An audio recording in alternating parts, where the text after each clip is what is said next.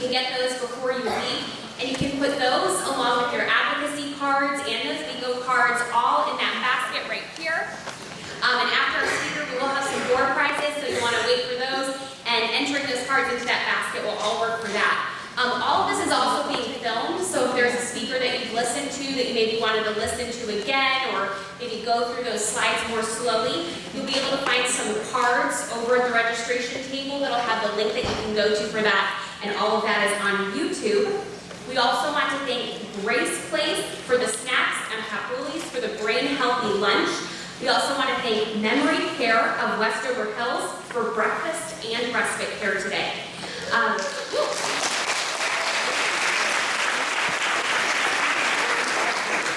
And we just want to thank a few more of the sponsors that made it possible to make today happen. That includes the UT Health Bigs Institute, ACOG, Pharma, Endeavor, Brookdale, the Haven and the Laurels and the Forum at Lincoln Heights, Memory Care of Westover Hills again, Griswold Home Care, Humana, Kindred Hospice, the Law Office of Carol Birch, Pride PhD, Geriatric Dental Group, University Health System, which had the brain out there, Strick, Grace Place Alzheimer Centers, Caring Companions, Home to Home for Seniors, Circle Dove Enterprises, Shavano Park Senior Living. I'm newish to San Antonio, so I'm still learning on mine. WellMed Charitable Foundation, Sage Care Management, the Law Office Hilliard Legal PLLC, New Century Hospice, Arden Courts of San Antonio, the City of San Antonio Department of Human Services and Senior Services, Blue Skies of Texas Freedom House, mmlearn.org, Morningside Ministries, Older Adults Technology Services, San Antonio Oasis, and the Patient Institute. So many people coming together to make today happen. So thank you to all of us.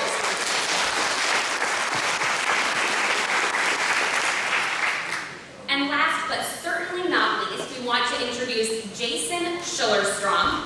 He is an assistant professor of psychiatry at the University of Texas Health Science Center at San Antonio.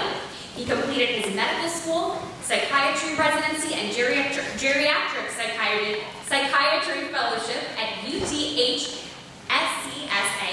He is the director of the psychiatry clerkship and associate psychiatry program director for resident research. He's developed multiple medical student teaching sites for the Regional Academic Health Center and is a key consultant for developing an independent resident training program. He established the UTHSCSA Geriatric Psychiatry Clinic, and it specializes in cognitive impairments and depression in elders. This clinic serves as an interdisciplinary training site for medical students, psychiatry residents, pain medicine fellows, and nurse practitioners. And in addition, he is the primary psychiatry consultant for Texas Region 8 Adult Protective Services, where he performs forensic psychiatry evaluations, is a member of the National Organization's Research Committee, and studies cognitive correlates of decisional incapacity, self-neglect, and financial exploitation in vulnerable elders. Thank you.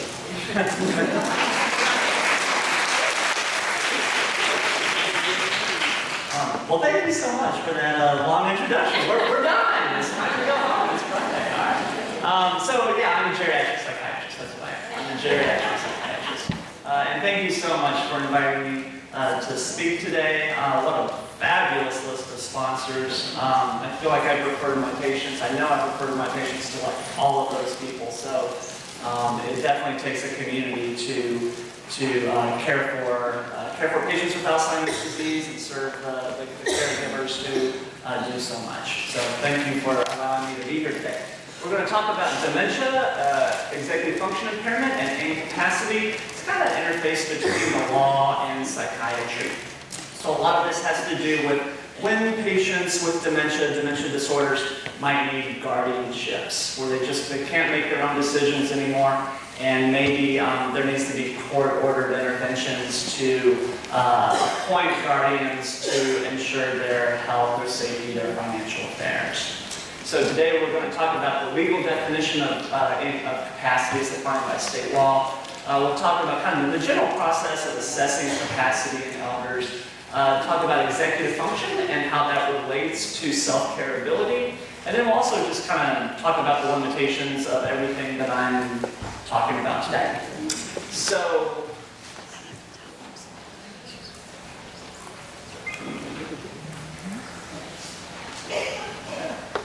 okay, so I do about 100 or so capacity assessments per year. Most of these, probably about 75% of them are with Texas Adult Protective Services.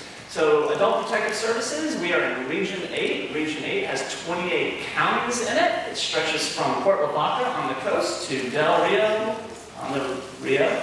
And every Wednesday, I go out with Adult Protective Services to root out, stamp out, assess decisional capacity in the clients that they care for. And these are the questions that I'm being asked by Adult Protective Services. But we also have family members come, and there's family members who will bring their loved ones to the clinic for similar such reasons. So we're trying to figure out, does the client have a psychiatric diagnosis? They want to know, does the client have decision-making capacity? They want to know what level of care the client needs. They want to know, does the client need to be emergently removed from their home today? And especially in cases of financial exploitation, they want to know for how long has the client been incapacitated? So they may not have capacity today, but did they have capacity 6 months ago when they signed over the deed of their home to their nephew, right? That's what they want to know. So it's kind of this very, again, that interface between the law and mental health. So this is Texas's legal definition of capacity. Every state defines capacity in their state law. And so this is, what I'm showing you here is Texas state law. So a person is deemed to be decisionally incapacitated if, because of a physical or mental condition, they are substantially unable to provide food, clothing, or shelter for himself or herself, to care for the individual's own physical health, or to manage the individual's own financial affairs, right? So you might like this definition, you might not like this definition. When I say that a person doesn't have capacity, my opinion of the definition doesn't matter. If I have to go to the judge, I have to testify in court, this is what I'm testifying to. I'm testifying whether or not they meet this definition. And I always tell people the most important words in the definition are the verbs. So it's not, do they have food? It's, are they able to provide food, right? It's not, do they have money? It's, are they able to manage their money, right? Just like it's not, do they have healthcare problems? It's, are they able to care for those problems? So by the time I see the case, when I'm called by APS, or when families are bringing their loved ones to me, usually the disability has been established. You know, usually it's already been determined that the person is not providing a safe home, that they are not managing their money, that other people are likely exploiting them, that they're not going to their doctor's appointments, that they're not taking their medications correctly. So a lot of times, by the time I see the client, the patient, the disability's already been determined. And so what we're trying to figure out is, are they not caring for themselves just out of free will? Or are they not caring for themselves because of a mental or physical condition? As a psychiatrist, usually it's a mental condition, and as a geriatric psychiatrist, it's most commonly dementia. So, as a case example, this is an Adult Protective Services case that I saw. So this is a 77-year-old woman who is living in a home that's just filled with garbage and it smells awful. She doesn't have electricity, she doesn't have water, her phone's not working. She's not seeking medical care because of confusion with this kind of Medicaid, Medicare problem. She can't really explain it to me, but she's not getting medical care. And her sisters, who are doing everything they can think to do to help her out, her sisters are saying, look, you cannot keep living like this. You have to move. It is time. And so when we pull up to the home, this is what it looks like from the outside. So there's this big pile of garbage outside, and you may not be able to see it on the slides, but there's like this tree over to the side of the house. That becomes important in a minute. There's this tree right there. This right here is the water pipe going into her home, and that right there is a big hole in the water pipe. So she's not getting water to her home. And then when you walk up to the front porch, there's just piles of garbage and trash and debris, and all of these, you see all these bottles and stuff. A lot of them have urine in them. And so it's just this big mess. And so when we open up the door, it's like, oh my God. Okay, so we open up the door, and we just see piles and piles of garbage and garbage and garbage. This is her bedroom. So this is her bed right here. Right, that's her bed right there. And you can just see piles and piles and piles of stuff on the bed, right? So she's living in squalor. She's not paying her bills. She doesn't have water. She doesn't have electricity. And her sisters are trying to help her. They're trying to help her. They're trying to help her. And she's saying, nope, I got it. I'm fine. I'm okay. So when we talk with her, she acknowledges that she hasn't sought medical care in a few years. And again, she tries to explain this Medicare, Medicaid thing. She can't really explain it. And I'm not really sure what she's talking about either. She does acknowledge that she would like a cleaner house, but she always has a reason for not cleaning. She's like, I just got to get busy. I just got to get started. I just got to get busy. Well, what if we got some help? What if we got to do some assistance to get some of this garbage out of here? And she doesn't want anything thrown away because she has these savings bonds, and she can't find the savings bonds. And she doesn't want the savings bonds accidentally thrown away, right? So she's not going to let anybody help her. So she's refusing services, right? Adult protective services, her sisters, everybody's saying, look, we can give you all of these services to help you out. And she's saying, thanks, but no thanks, thanks, but no thanks, I don't want.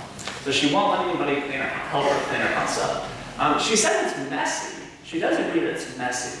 But she doesn't identify her home as a biohazard. Right? So she thinks it's messy. But this is beyond messy. Right? This isn't just clutter. This is garbage. This is urine. This is a mess.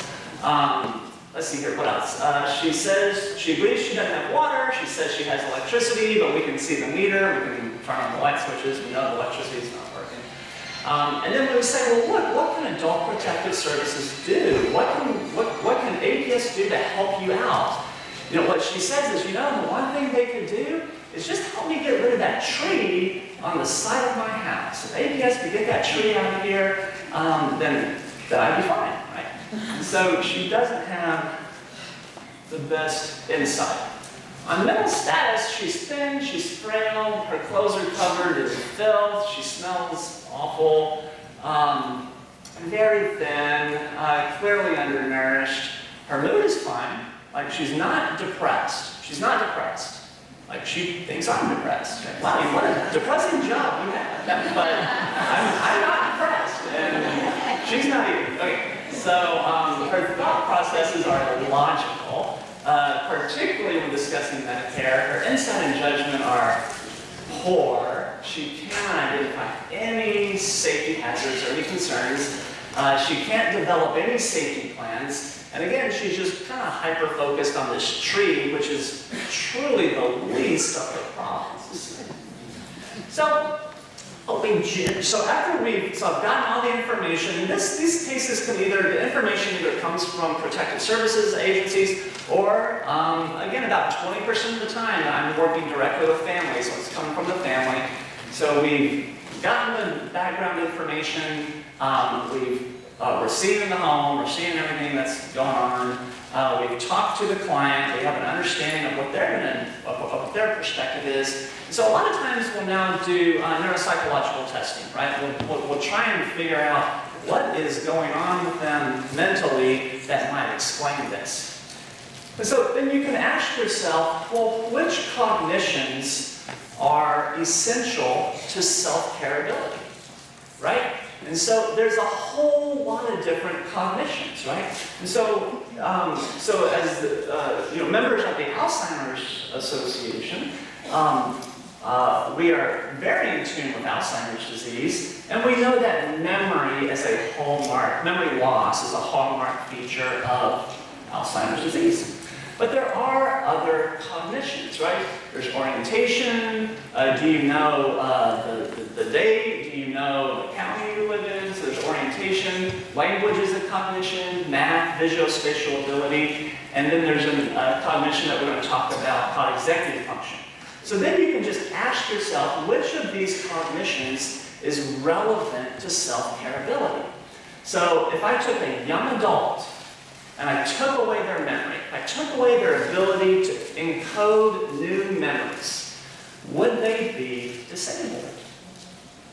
If they couldn't encode new memories, would they be disabled? They wouldn't be disabled. They'd have amnesia, right? They would have amnesia, but they probably wouldn't live like her, right? Taking memory away would not result in living in that way of living. You can say, well, with financial abilities, maybe math's important. You've got to be able to add and subtract. So if I took away your math ability, I don't have no one. comment. Yeah. Okay. So I took away your ability to do that. Would that render you unable to manage your finances? Would you now be financially exploited all over God's green earth? Probably not, right? Probably not. So you can ask yourself of all these cognitions, which are really relevant to your ability to care for yourself independently. And the cognition that time and again predicts your ability to care for yourself is not memory, is not math, is not your ability to stay awake, is not your ability to speak. The cognition that predicts it time and again is this cognition called executive function. And so memory is in the side of your brains, right? It's buried in your temporal lobe. That's where your hippocampus is. That's the part of your brain that encodes new memories. But executive function is the frontal lobe, frontal circuit, cognitive, is where it's stored cognitively. So executive function is that set of cognitive processes that allow you to behave independently from the environment. And so when executive function, you can kind of think of executive function as problem-solving ability. It's your ability to solve problems independent from your habits and your routines. So this is important, particularly in these capacity assessments, because we'll get comments often like, well, you know, my brother, he's always been a slob. And he's still a slob, right? And so what we're trying to figure out now is he living in an unhealthy way because this is just his lifestyle choice? Or is he no longer able to decide how to live? Like, he no longer has the ability to live any other way, in fact. And so when people become executively impaired, they become very dependent on their habits and their routines. And as long as they're in their habits and their routines, everything is fine. Where disasters happen, where accidents happen, where financial exploitation happens, where the kitchen catches on fire, is when the habit and the routines are broken, right? So, you know, we got Easter coming up, right? Easter's on the way. And so if a woman, if an elderly woman with executive impairment is in her own kitchen, and she's using her own stove, and she's making the same au gratin potato recipe she's made for the last 30 years, and there's no interruptions, then things will probably be fine, right? Things will probably be fine.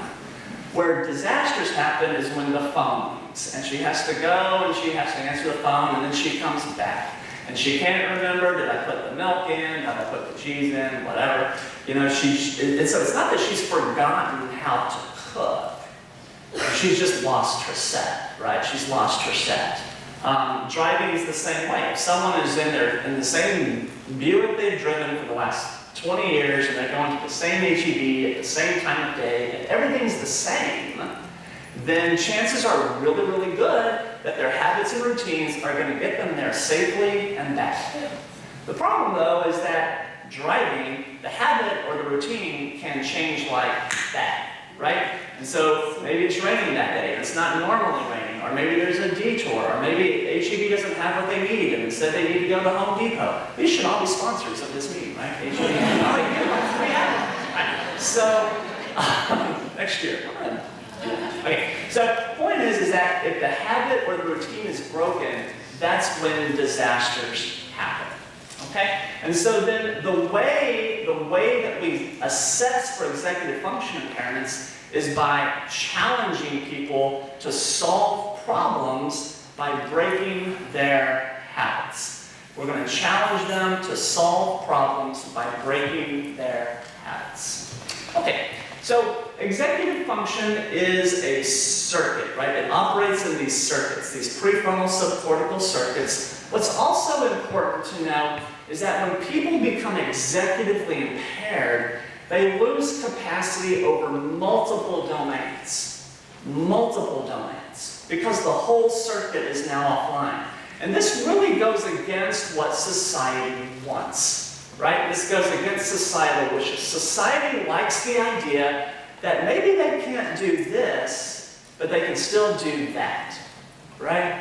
They're not, maybe they can't, I don't know, whatever it is, drive, but they can still manage their mind. The problem is that because all of these higher order activities are governed by circuits, once the circuit starts to go down, everything starts to go down. So in real life, how many times do I tell my patients, I really don't think you should be managing your money anymore, but it's completely fine to keep managing your medications. Like, that never happens. I really don't think you should be cooking anymore, but you can keep babysitting your grandchildren. Like, these are words that are never spoken in my clinic, right? Which goes against, again, kind of societal wishes. So I think that's important. And so really when people say that, that they can still do things, often what they really mean is that the habits and the routines are supporting them better in other areas than some other areas, right? But really, once the ship starts to sink, everything starts to go offline. So, I'm not going to turn y'all into neuroanatomists today, but all I want you to know is that this cognition executive function really is in the brain. There really are structures governing it. In Alzheimer's disease, we'll see disease on the cortex, right, in the cortical parts of the brain. And so that affects it. But in maybe vascular dementia, for example, we might see lesions in subcortical structures or even in the white matter tracts that are connecting the subcortical structures. Okay, so we can talk a little bit more about how to screen it. And anybody in this room, like, y'all can go, I'm going to tell you how to do it. You can go home, you can do it today. It's going to be awesome. You go home, you can find your spouse and you can neuropsychologically assess them. It'll be awesome. They're gonna love this. All right. So let's see here. So I'm gonna pick on Mark. Have y'all met Mark? He's our video guy today. He's doing an awesome job. All right. So I'm gonna give Mark the hard one. Okay. Mark and I, we've worked together for 10 years now, right? So I'm going to use him as a model, okay? He's going to be a model. But here's what we're going to do. This is just so y'all learn how to do this, right? So I'm going to give Mark a letter. I'm going to say, hey, Mark, I'm going to give you a letter. And I want you to name as many words as you can think of that start with that letter. So if I gave you the letter P, you could say people, place, pot, plant. Just whatever comes to mind, okay? So you're going to have 1 minute to name as many words as you can think of. Do you have any questions? Mark says, no, I got this. Okay, so the letter is A. Go. Apple, anatomy, Antigua, America, antithesis. Perfect. So I'm going to cut Mark off there. He's right on track. He's like moving along. And so basically, not basically, but truly, if the person you're testing can get more than 10 words in a minute that start with the letter A, they're probably fine. It's as easy as that. Can the person, can they get more than 10 words in a minute? Let's start with the letter A. And if they ask you any questions, whenever you're doing executive function testing, the answer is always, it's up to you. So if they say, well, can it be names? It's up to you. Well, what about like apple and apple tree? It's up to you. Okay? Because if they're not able to do it, you'll see that it quickly derails, right? So what will happen is they'll say things like, well, apple tree, apple pie.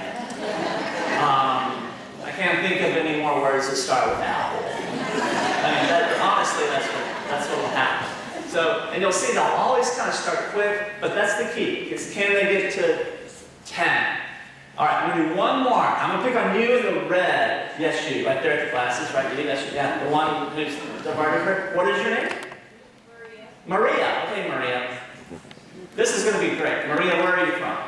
Puerto Rico. Puerto Rico. This is awesome. I'm going on vacation this time. I am. Yeah, really, truly. Yeah. It's going to be beautiful. Yeah. Okay, so I'm gonna say some numbers and letters for you like this: 1A, 2B, 3. What would come next? C. That's good. Very good. Okay. Now, Maria, I want you to do the same, the exact same. Just start with 1 and keep going till I say stop. Go. 1A, 2B, 3C, 4D, 5E. Perfect. Stop. Whew. She's like, oh my God. But that was the best that's ever been done. Like, she got all the way to 5E. It was amazing. Right? Maria, it was great. Okay. So how old was Maria when she learned to count to 10? About the age of 3, right? About the age of 3. Children can count to 10 by about the age of 3. Now, they don't know what a number is, right? So if you say count to 10, they'll go 1, 2, 3, 4, 5, 6, 7, 8, 9, 10. If you put 7 marbles on the table and you say how many are there, they'll say, I don't know. Or they'll say 1, 2, 3, 4, 5, 6, 7, 8, 9, 10. Right? So we learn to count to 10 before we even know what it means to be a number. Right? We learn to count to 10 before we even know what it means to be a number. So counting to 10 is actually a habit. It's a habit. And the same is true with the alphabet. We learn 3-year-olds can start to say the alphabet song, but they don't know what a letter is. Right? So like when they're saying the alphabet, L-M-O-P, it becomes like a word. It's not L-M-N-O-P, right?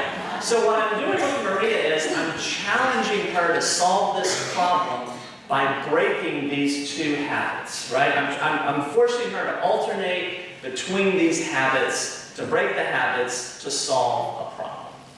All right?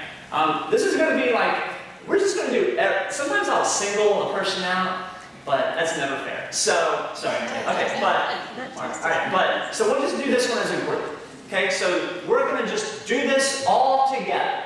All together. It's going to be awesome. All right, so all I want you as a group, you're just going to tell me the colors of the squares. So your choices are green, red, or blue. It's not forest green, fire truck red. No, it's just, they're either green, red, or blue. Okay? But I want you to, we're all going to do this. You're going to tell me the colors of the squares. You're going to start here. You're going to go all the way down. You're going to come back. So start here, all the way down. You're going to finish right there. And I want you to go as quickly and accurately as you can. All together now. 1, 2, 3, go. Green, red, blue, green, blue, red, blue, green, green. Yeah, that was good. Okay, good. Okay, that's good. I mean, come on, 4 in the afternoon on Friday. That's pretty good, right?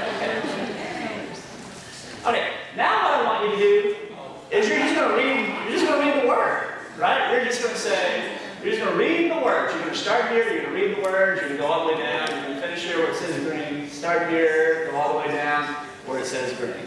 Again, as quickly and as accurately as you can. 1, 2, 3, go. Red, blue, green, red, blue, green, blue, green, red, green. Yeah, okay, very good. We got some. That's okay. All right. So that's pretty good. I like that. That was good. And no, we're faster that time. You may not have noticed, but you actually were faster. Now what you're going to do is, you're going to talk tell me the color of the letters. So here, you're not going to say red. You're going to say green, because the letters are green. So here you'll say red, you won't say blue. And I want you to go as quickly and accurately as you can, starting here, finishing here. 1, 2, 3, go. Green, red, blue, green, red, blue, red, green, red,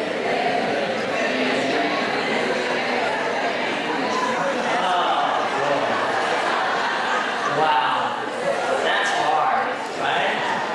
Like that's really, like, can you feel your brain aching? Like it hurts a little bit, right? So why is it harder? It's not that you've forgotten how to read. You know how to. We proved two things. We proved you know how to read. We also proved that you know your colors, right? We proved that you all know your colors. So why is this hard? It's because we're as human beings, we have a habit, we're very verbal, and we have a habit to read the word. And now there's a part of our brain that is saying, hang on now, he didn't say to say red, he said to say the colors of the letters, and the colors of the letters are green, so therefore, that's what I'm going to say, right? So there's a part of your brain that does that. The same part of your brain, and so this is executive function. This is, you are having to break a habit to solve a problem. And the same part of your brain that does this is the orbitofrontal cortex, which is like right here above your eyebrows. And so the same part of your brain that does this is also the same part of your brain that governs your poker face. Yeah. It's like all of you are about to get out of here. So maybe you gotta like get back to Houston or wherever you're going. I don't know where you're going. Wherever you're going, you gotta get wherever you're going. And so maybe you're just like cruising down I-10, and you pull it over for speed. Right? So there's a part of your brain that wants to say, officer, I was barely speeding, I was only going 8 miles over, I've been passed by 200 people going faster than me, I'm on my way back to Houston to care for all these people with Alzheimer's disease, and you don't got anything better to do than to pull me over and give me a tip. Like, that's what you want to say. That's not what you say. What do you say? What you say is, hi, officer. It is nice to see you. Here's my license and insurance, right? So, like, you have a poker face, right? And so when people become demented, when they lose executive function, when they become demented, they lose their poker face, right? They lose their poker face. So, like, how many times have you ever heard someone say, man, I can't wait till I get old, because then I'm going to say whatever I want. I can't wait to I'm going to be like my grandma. I'm going to just let them have it. So on one hand, it's kind of funny, it's kind of cute, but on the other hand, it's dementia, right? It's dementia, right? Losing your poker face is dementia. Okay, so this is the standard, so when we're doing this neurocognitive testing, this is the standard battery that we'll give. A lot of these, some of these you may have heard of, so you've probably certainly heard of the mini-mental state exam. So mini-mental state exam is a measure of a general cognition. It's, we're asking them about, what the date is, and we're asking them the location, we're having them remember 3 words, we're having them spell world backwards, we're having them tell us what those 3 words were. So that's the mini-mental state exam, general cognition. But we'll also do some executive function. The executive function assessments are going to be the exit 25 and the clocks 1. So clocks 1 and the exit 25. So we can talk about what those are. So for clocks, this is clocks. So clocks is, this is the front of the form, and then this is the back. And you can kind of see how that circle there on the front of the form kind of bleeds through, right? The circle, if you turn it over, that circle will bleed through. And so what we do is we just give the back side of the form, and we say, I want you to draw a clock that says 1:45, put the hands and numbers on the face so that a child can read them. That's it. So when they say, well, can it be a digital clock? We say, it's up to you. Do I have to draw a circle? It's up to you. Do I have to put all the numbers in this? It's up to you. It's up to you. So when you're doing neuropsych testing, you cannot become the person's peripheral frontal lobe. We call that like the mom, right? You can't be the mom. Okay? You just have to say, it's up to you, it's up to you, it's up to you. So that would be the clock drawing task.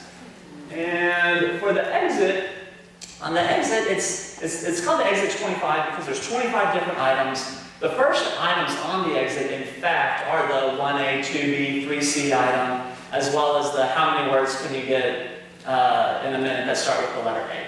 So there's like 25 of these items on the exit. It's scored from 0 to 50. The higher your number, the worse you're doing. So a perfect score would be a 0. Young adults will score 0 to 7. Healthy elderly retirees will score 8 to 14. Assisted living levels of care are going to be the 15 to 22 range, and the nursing home levels of care would be above that. So so I always use my children as an example. So when my oldest girl, I have 4 kids, when my oldest daughter was 4, she got a 24 on the exit.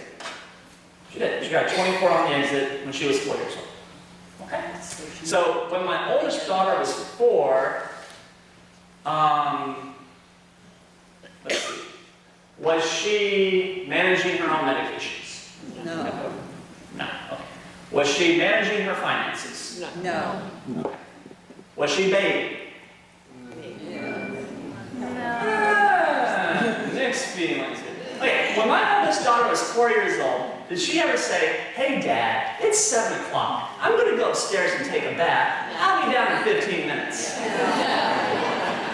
No, like that never happened. Right? So I'd have to say, "Look, it's 7 o'clock. It's time for a bath." I'd have to take her up the stairs. I'd have to turn on the water, put her in the bath. Now I can go away. Like I can walk. She's not going to drown. She's 4, right? She's not going to drown in the tub at the age of 4. But when I come back, has she already shampooed her hair? No. I said, "What have you been doing the last 10 minutes? Look, come on, let's do this, right?" And 7 and a half, like, so there's a difference between being able to be in a tub versus bathing yourself, right? She can button buttons and zip zippers, but on a Saturday morning, if I say, "Look, it is 10 a.m., you've got to get dressed," right? If I don't do that, then she's just going to run around in her pajamas all day, right? So there's a difference between being able to button buttons and zip zippers versus dress yourself. There's a difference between having money and managing money. There's a difference between having food and providing food, right? So when my oldest girl was 4 years old, she was dependent in both basic and instrumental activities of daily living. Do you agree? Yes. Okay, so if you're dependent in basic and instrumental activities of daily living, then you require a nursing home level of care. So basically, my wife and I are giving Megan a nursing home level of care in our home. Do y'all agree? Yes. Okay, good. So, how was Megan's memory when she was 4? Real pretty good. It's outstanding, right? Like, I always tell my medical students, medical school is designed for someone with the brain of a 4-year-old. Just memorize, memorize, memorize, memorize, memorize, don't ask questions. Right? So her memory's like children can learn new languages effortlessly. It's amazing. You play memory games with children, like if you're drinking a beer, they will beat you. So her memory is great. How is her vision? Better than mine. How is her hearing? Better than mine. What about her psychomotor speed? Is she arthritically slow? No. What about her medical comorbidity burden? Like she doesn't have anything, right? She doesn't have asthma. She doesn't have any problems, right? So if memory, vision, hearing, psychomotor speed, if any of these things were important, then the world would be ruled by 4-year-olds, right? Because they are better than us at all those things. But the world's not ruled by 4-year-olds. How come? Because they cannot plan their way out of a paper bag, right? So they don't have executive function. And it's not until the age of 20, your frontal lobes, when they finally myelinate, that last neuron matures, it's about the age of 25. So your brain is not developed until about the age of 25, right? So like, I chose to go to medical school, my brain wasn't even developed yet, right? My brother-in-law joined the Marines, explains a lot, right? There's so much we do before our brains are fully developed.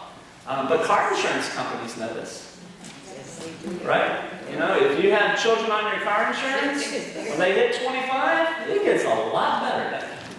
Good. Okay. So Megan's requiring that level of care. Okay. Let's keep moving. Okay. So yeah, here's my kids. All right. So there's Megan, and she's a lot older now than 4. And so these are. So you can kind of say, well, who has capacity? So this is Kevin. So when Kevin was 7, my oldest son, he drew a clock that says 1:45. Right? 1:45. And he passes them in the middle, right? So he's 7. He knows he's oriented. Mostly. He can tell you the 3 words back. He probably can't spell world backwards. That's probably where he missed. I don't know if he can spell it forward then, but he probably missed the world question. He's hitting, he gets 2 words that start with the letter S in this case. So he's scoring an assisted living level of care range. It's like right now, my youngest is actually 8 now, and he actually will go shower by himself. You know, he knows that, you know, his job in the evening is to go take a shower. That's his job, right? And he does. He feeds the dogs without being told. It's pretty good. Can't ask for more than that. So about the age of 7, these require assisted living level of care. This is my daughter, my oldest daughter, when she was 10. She passes the mini middle. She does this clock right here. She gets 14 words in a minute that start, again, I'm going with the letter S. You can do F, A, or S. Those are the 3 magic letters, F, A, or S. Do A, just do A. And then she's scoring in a healthy elderly retiree range. Right? She's 10. Healthy elderly retiree. You ever been out to the Air Force Villages? Or Morningside Ministries? Right? So the truth is that if Megan lived in a continuing care retirement community where she had weekly housekeeping, laundry service, communal meals, and transportation to Walmart, she would be fine. Right? She would. She could make it. At the age of 10, she could make it. She really would. So let's see. So going back to our lady here, this is how she did. So she scored, the lady living long term. So she's not depressed. Again, she thinks I'm depressed, but I'm not depressed. She's not depressed. All right. On the memory impairment screen, she gets a 7 out of 8. Yeah, she gets almost a perfect, her memory is almost perfect. She needed, what that means is that out of 4 words and delay, she got 3 without any help, and when I gave her a hint, she got the 4th word right. She passes the mini middle, she fails clocks 1, she passes a clock copy, well, she barely fails the clock copying test. And then she's scoring, so the lady, she's scoring, she gets the same score on the exit as my daughter did at the age of 4. Right? And if you left a 4-year-old at home by himself for a year, it would probably look like that. Right? It would probably look like that. Right? So she, despite having good memory, she still is cognitively impaired. Or executive impaired. So this is vascular dementia. So, you know, what we'll see in patients with vascular dementia is we'll see promptable memory impairments. Their memories really aren't that bad. But where they really suffer is with the executive cognitive impairments. Let's see. If you look at their brains under an MRI, all these white patches that you see there, these white patches here, those are all strokes. So an accumulation of strokes. And yeah, and so that's what she has. So she has, so what we say, what we're telling Adult Protective Services is, look, she has clinically significant cognitive impairments, she has severe executive function impairments, and the setting of relatively preserved memory function. We tell them that the most likely cause of this would be secondary to some medical condition. Most likely, in her case, it would be cerebrovascular disease. And we'd say because of this mental condition of vascular dementia, she is substantially unimpaired, substantially unable to care for herself, to provide safe food, safe clothing, safe shelter, to manage her finances, and to care for her health care needs. That's what we tell Adult Protective Services. Or that's what we would tell families. and then we recommend that a proxy decision maker be identified. That someone be identified who can monitor her healthcare needs, her finances, whether that be under a legal guardianship or through a power of attorney, depending on what the situation is.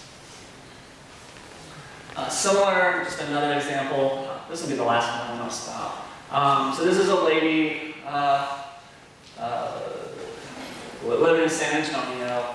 Adult Protective Services tells us she's young. She's only 60. She's only 60. And she's living in this home here. She doesn't have any water. She doesn't have any electricity. She had agreed to go to an assisted living facility, but then they wouldn't take her dog. But she had like a big chow. Like it was a big dog. And so she wanted to be with her dog. So even though APS helped her to get to a safer place, she said, I don't want to be here, so she came back home.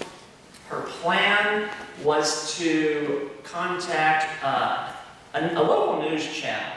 And through the local news channel to have them help her raise some money to fix her place up. That was her plan. But again, she didn't have any utilities. She was living in open squalor. This is her tub. Because the toilet isn't working, that's all feces that you're seeing there in the tub.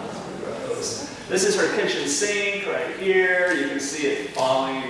Right, that's her kitchen sink. You can see the roof falling in there's holes. I mean, it's just terrible. When we do cognitive testing on her, she's 60 years old. She is not depressed. Perfect memory score. Perfect mini memo.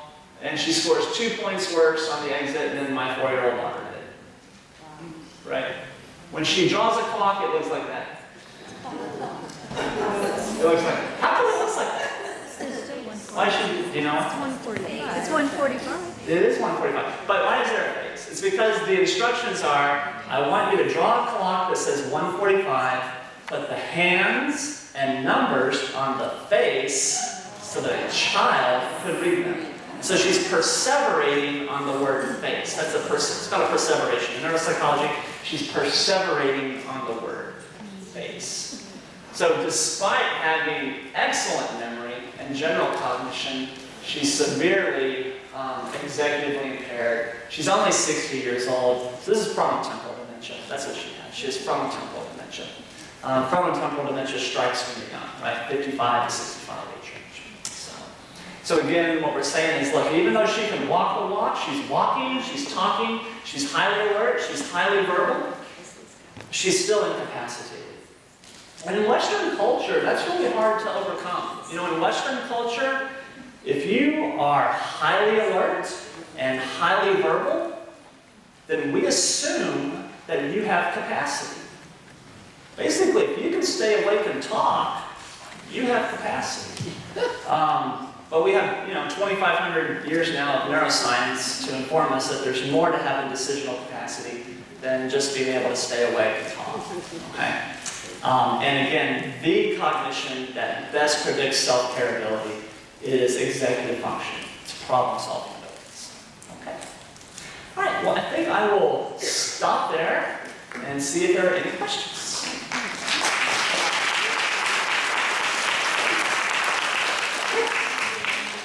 In both of the examples that you just shared, those were not Alzheimer's. So Right.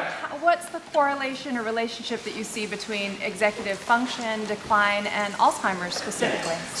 So the question is I gave two non-Alzheimer's examples. And so the question is what about an Alzheimer's disease? What's the correlation there? It's the same.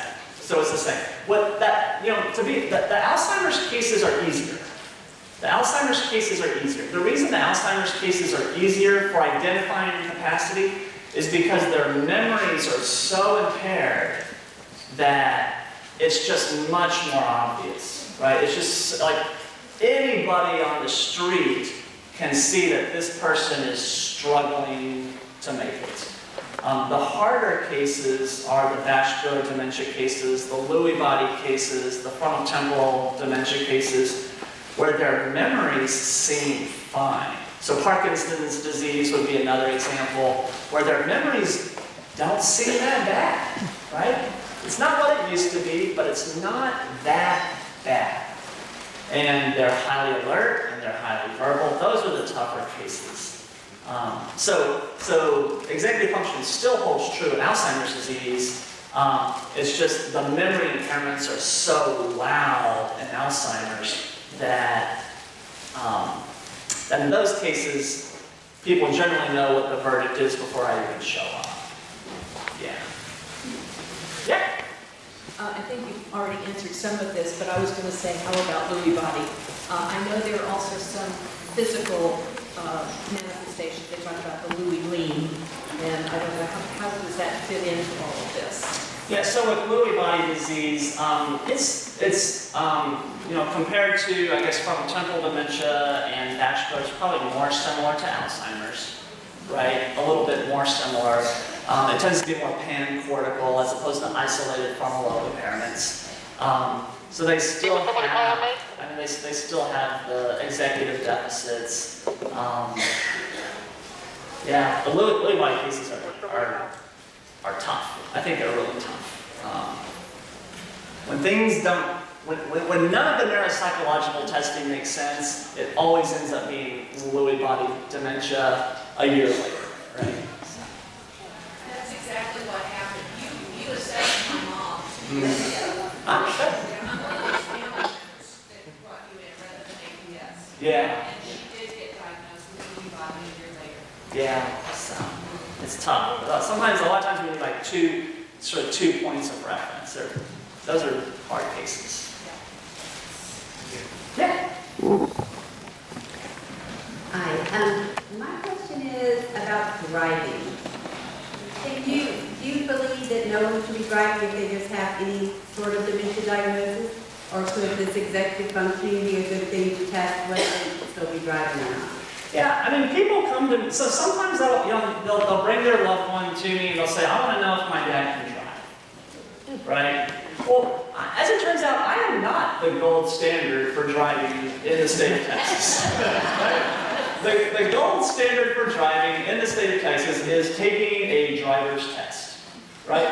So if you want to know if your loved one can drive, then have them go take a driver's test. That's what I tell them. What I can tell you, though, is that if they do have clinically significant executive function impairments, the chances of them being able to drive safely are small, right? And a lot of times when I hear that, oh, mom's still driving, mom's still driving, mom's still driving, usually what it means is they're driving from their house to the Walgreens that's half a mile away and back. So they've sort of self-restricted their own driving, right? They're not driving like y'all are, right? Y'all are about to leave at 4:30 in the afternoon on a Friday in rush hour traffic, and there's no easy way out of here, right? So, we're not putting them in that situation. So that's what I think about driving. I think if you want to know if your loved one can drive, have them go take a driver's test and find out, because that's the gold standard. However, if they have clinically significant executive function impairments, as a clinician, I strongly recommend against them driving. Yeah. Yeah. If you have a patient or a loved one that needs a evaluation for dementia, does it take a forensic psychiatrist to do that, or can it be? No. So if you have a loved one who needs a dementia evaluation, I think a lot of primary care doctors do a fabulous job. I think if they have the time, it depends on the setting, but most primary care doctors, if they have the time, particularly geriatricians, I think they do a fabulous job. The Biggs Institute is here. They're mostly neurology, so neurologists can do it, geriatric psychiatrists do it. I can tell you for psychiatry, the cases that I tend to see as a psychiatrist are when it's more than memory problems. So it's like, it's almost like the memory problems are the least of the problems. It's like, my dad's memory's getting worse and worse and worse, but why I'm really here is because he's, striking out every time we try to help him, or he has these other kind of comorbid psychiatric, depression or anxiety, sleep-wake reversals. You know, there's usually more psychiatric symptoms. Yeah. Okay. What I'll also say though is that, like, I would bet 95% of the families who bring me their loved one, they already know the answer.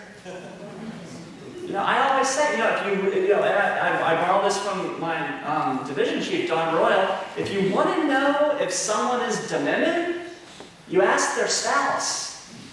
And I think asking family is way more informative than any neuropsychological testing or neuroimaging study or laboratory analysis could ever be. But family telling you you have a problem is not as good as a document. Maybe so.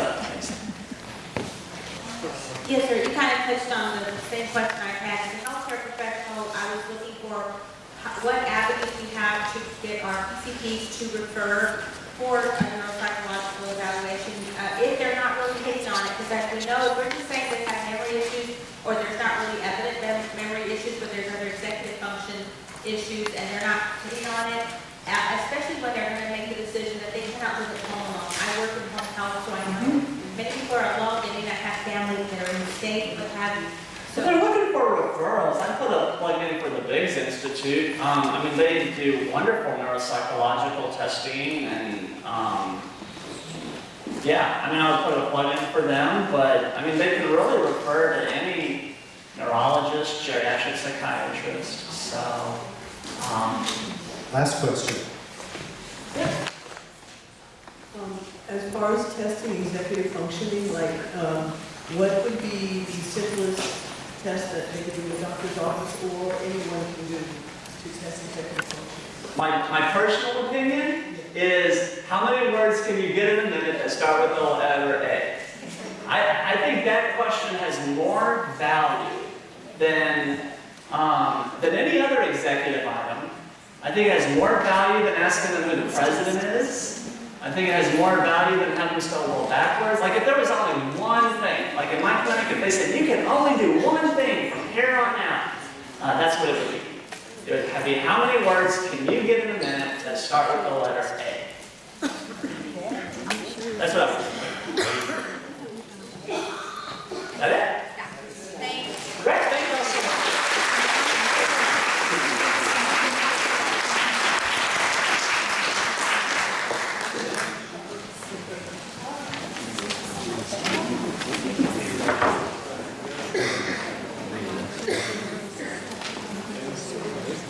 Thank you all so much.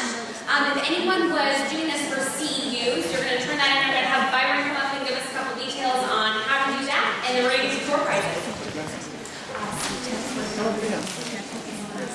Okay. Oh, I can talk into this one, can I? Yeah. Okay, so just making sure if you've got CEUs, you were handed 3 pieces of paper. You keep the one that says certificate on it, kind of pretty simple.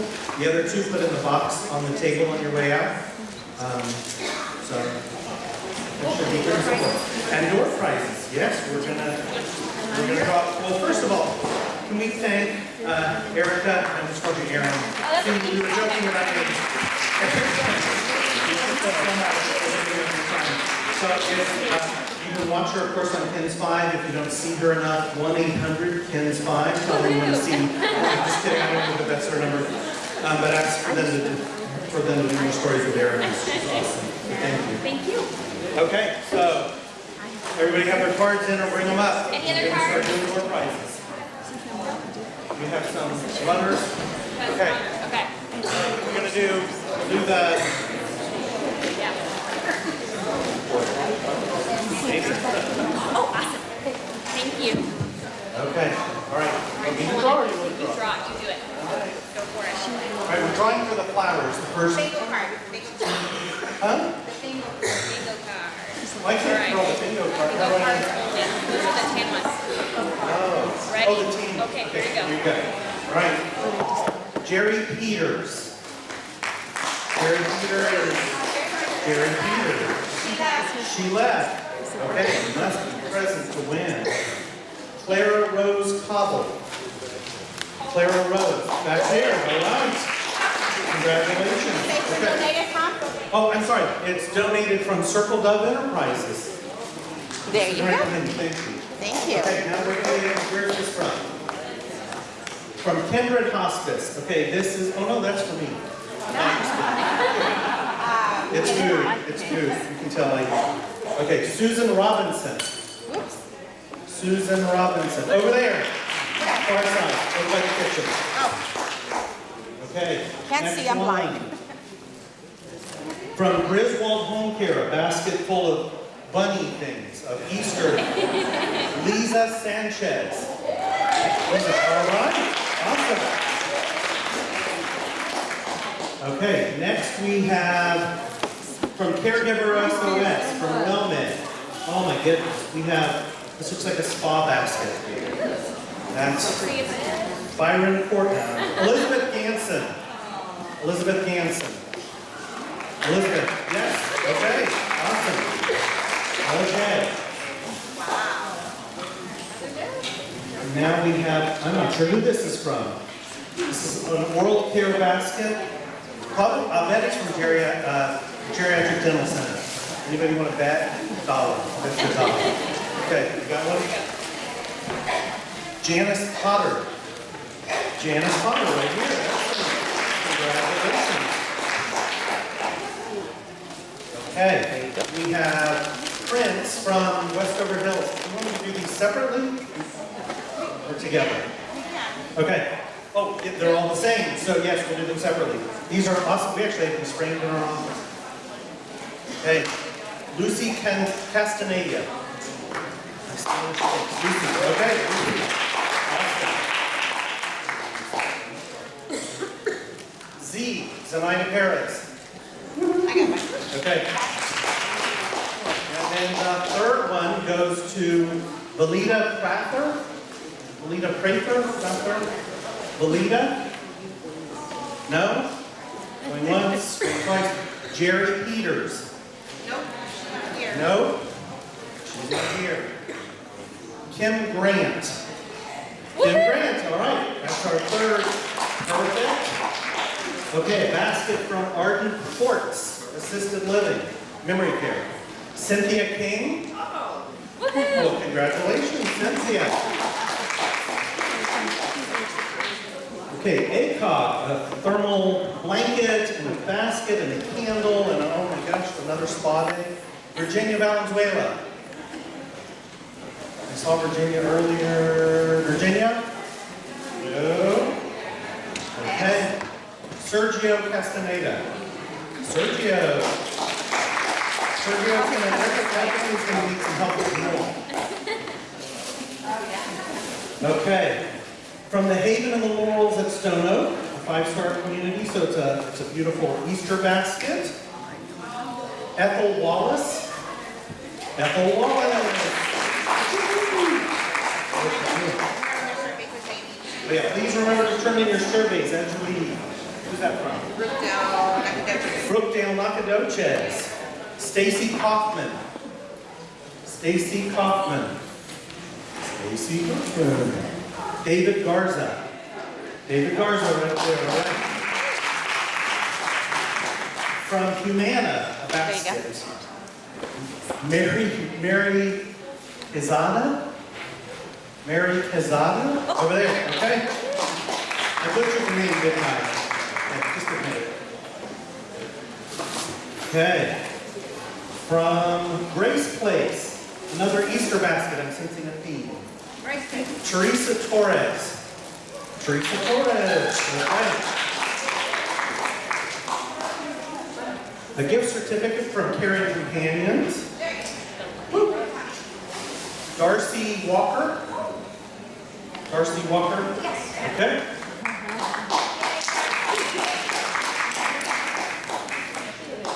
Chavano Park Senior Living. Surprise gift. It's sturdy. Emily Wallace. Those people describe me as sturdy. Emily Wallace. Nope. Okay. Nina Thomas. Nina Thomas. Oh my goodness. Okay. Lydia Keys. Lydia. Okay. And then a bag from UT Health. Beautiful. Oh my gosh, Joanne Bozell. Joanne? Okay. Oh, give us. Anything else we can give away? Remember, I have the... Oh, see? Okay, so you have a blue ticket, and their names on it? I mean, oh, the number. Okay, so, and it's another bag from ACOM. So you have a blue ticket, 137244. 137244, right back there. Okay. Awesome. Thank you guys very much. Cleared out pretty good. Wow. Be sure to wipe down the tables on your way out. Thank you guys again for another great year. We'll see you back here next year. But before you see you again, please call the Alzheimer's Association if you need anything. I guess we'll see you at the walk. Thank you so much. But coming back when summer's in the meadow, or when a valley's hushed and white with snow, 'tis I'll be here in sunshine or in shadow. Oh, Danny boy, I love you so.